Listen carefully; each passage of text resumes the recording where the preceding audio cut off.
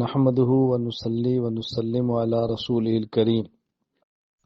حافظ طاہر بلال چشتی معروف نعت خوان وفات پا گئے ہیں۔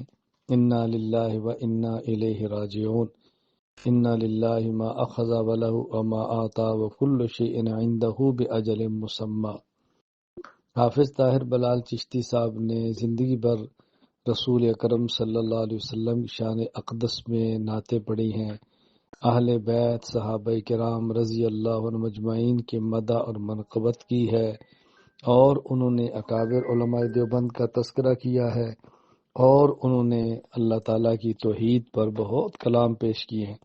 اللہ ان کی ان ساری خدمات کو قبول فرمائے، اور دیگر ہمارے نعت خوان جو ان موضوعات پہ کلام پڑھتے ہیں، اللہ تعالیٰ ان کی بھی حفاظت فرمائے۔